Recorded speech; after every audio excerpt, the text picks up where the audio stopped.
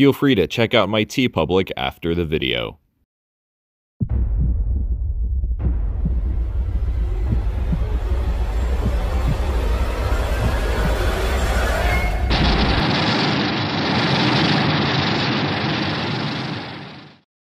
After the release of legendary Warner Bros. Godzilla, the film was confirmed to have a sequel in the making. It was later revealed that the project would be spearheaded by director Michael Dougherty and would feature a cast of Millie Bobby Brown, Vera Farmiga, Kyle Chandler, and others, including returners Ken Watanabe and Sally Hawkins in their respective roles. However, the biggest confirmation was that this sequel would also feature classic Toho monsters, being Rodan, Mothra, and Ghidorah. Needless to say, fans were very excited for this movie. It seemed that we were finally getting the American Godzilla movie everyone wanted. After 5 years of anticipation, was Godzilla King of the Monsters worth the wait? Before I answer that question, I want to remind you all of Godzilla's stateside reputation. After all, this series is called History of Godzilla, so I might as well. Despite being a huge success in Japan and an innovative milestone in filmmaking, the original Godzilla was critically panned here in the US, more specifically the 1956 re-edit with Raymond Burr. Whenever critics and mainstream audiences hear the word Godzilla, they usually think of the Showa films. While those films do have flaws, they're all impressive when you really look at them. But because they're foreign films, people have often associated them with bad dubbing, cardboard buildings, toy tanks, and cheesy rubber suits. And there's always the whole every Godzilla movie is the same tactic, which I can tell you right now is a flat-out lie. Yes, I did say the same about the later 90s Godzilla films, but it was not meant in a mean-spirited way, and I realize all the hard work and talent put into those films. When I say that they came off as lazy, I mean to their standards, not in general. But nonetheless, anyone who says that every Godzilla movie is the same has very likely never seen one. I can prove it to you right now with the first 10 Godzilla movies. The original Godzilla is an allegory for nuclear weapons. Godzilla Raids Again is about post-war Japan rebuilding itself.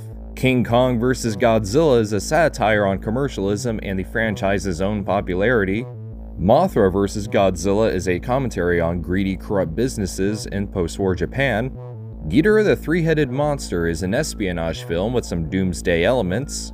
Monster Zero is a political drama about foreign affairs but with aliens. Sea Monster is a tropical action-adventure. Son of Godzilla is a film about embracing fatherhood.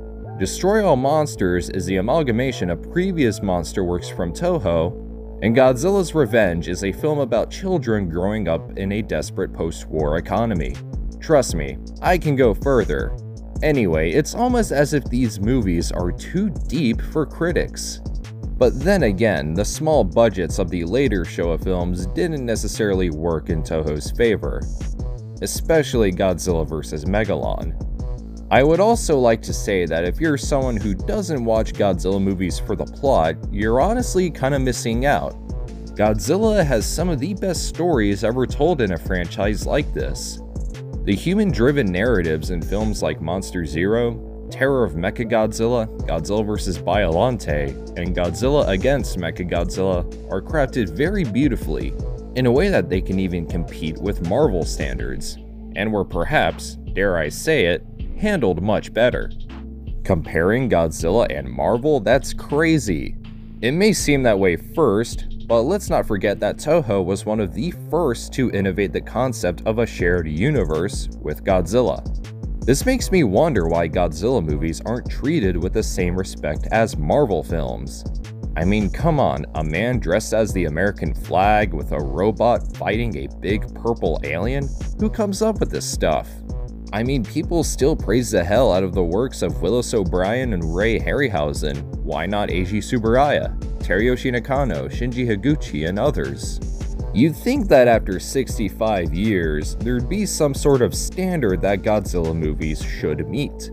Shouldn't critics already know what makes some of those movies good by now? Perhaps not, because that requires them to take them seriously. Because God forbid that a foreign film, a giant monster movie of all things, is taken seriously.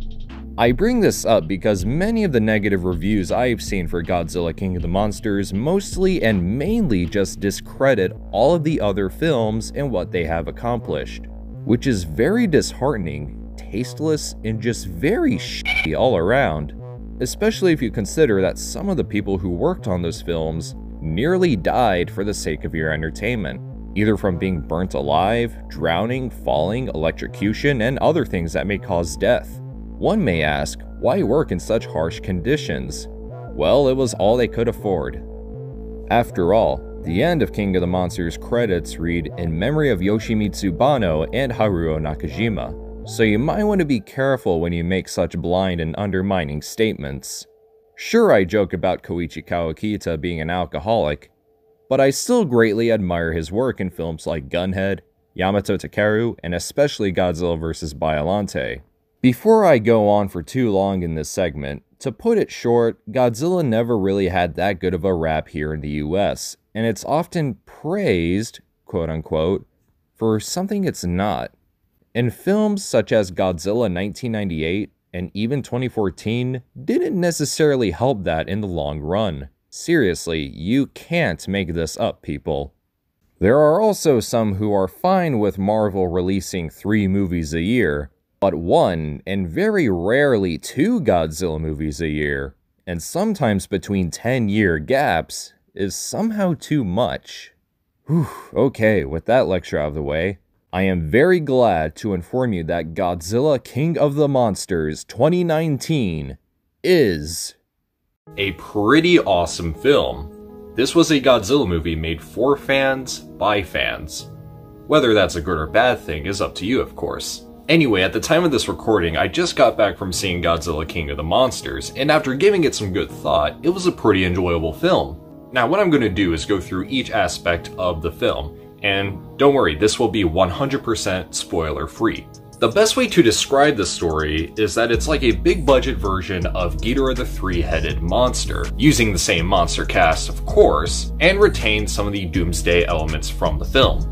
It basically goes that these monsters named Titans are awakening around the world, and the appearance of King Ghidorah is throwing off the natural order, which of course summons monsters like Godzilla and Rodan, as you've seen in some of the previews. Some parts of the story were a bit cliché, but I'll get to that as I talk about the characters. And it's kind of structured like a Gamera film as well. You'll see what I'm talking about when you watch the film. Overall, I think the story was fine. As for the characters, I did feel that they were a bit hit and miss. I'll start off with the Russell family since they're essentially the main characters of the film. This is a divorced family, with Madison played by Millie Bobby Brown, with her mother Emma Russell played by Vera Farmiga, as they both cooperate with this company Monarch, seen in Godzilla 2014 and Kong Skull Island. And then there's Mark Russell, played by Kyle Chandler, who is a hunter and a zoologist, I believe. I really liked Kyle's performance. I feel like he took it seriously enough, and was one of the more better characters in the film. Millie Bobby Brown was fine. I think she did okay on her part, because she did have some moments here and there. I thought she was a pretty fun character all around, and was used rather well. As for Vera Farmiga, I am a little iffy on her character. Her motivations are a little awkward, and they do come off as cliché with the whole mankind is a disease thing that you've probably seen in some of the previews. And the same goes for Charles Dance's character. I personally feel like this trope just kinda needs to stop. Other than that, I'd say they were serviceable at best. As for some of the other characters like Thomas Middleditch and Bradley Whitford, I thought they were gonna ruin the whole thing at first due to their quirky and poorly written jokes in some of the TV spots. But they actually weren't that bad. I ended up liking them a bit. And I really loved Ken Watanabe as Dr. Serizawa, in which he gave a very emotional and satisfying performance. That, and I also liked O'Shea Jackson Jr. and Zhang Zi as well. So the cast was good for the most part. I personally prefer the one in Kong Skull Island, but I liked it more than Godzilla 2014's. Without spoiling anything, I'd say it's kind of a weaker version of the characters from Godzilla vs. Biollante. Anyway, they didn't distract too much from the monster action because there was honestly a good balance between human drama and monster action, sometimes the two correlating with one another. Speaking of monster action, this movie is filled with highlights, some I would consider being some of the best the franchise has seen. That's probably just me fanboying because I did just see it not too long ago at the time of this recording, but I'm sure a lot of fans will love seeing their favorite monsters go at it. Another thing they really improved on was that they didn't cut away from the monsters too much. When the monsters are on screen, you bask in their glory. And it's very satisfying, although I do feel that some of the monsters were a bit underplayed. That and a good chunk of the action was a bit dark, but it wasn't as bad as 2014's. As for the monsters, they were done extremely well. I really like the designs of all of them. Again, I do feel like some of the monsters were a little underplayed, but definitely watch it for King Ghidorah. There's a lot of focus on him, and he was executed tremendously well. I greatly applaud Alan Maxson, Jason Liles, and Richard Dorton for bringing King Ghidorah to life, as well as TJ Storm as Godzilla. As far as other elements go, the scoring was absolutely fantastic. You've probably heard that there were some of the original cues from older films present in the film, and they were done absolutely well. I personally couldn't ask for anything more. The cinematography was very impressive at points, the pacing was fine, but the special effects overall I feel weren't as good as 2014's. But overall, this movie has many good things going for it. You can really tell Michael Dougherty wanted this to be the best American Godzilla movie, which I will say, it accomplished that. It may not be good as Kong Skull Island, but it is an improvement over Godzilla 2014. Would I recommend this movie? Absolutely. As I mentioned earlier, this is a movie made for fans, by fans. The writing may be a bit weak and stale, but there are enough highlights to make up for it.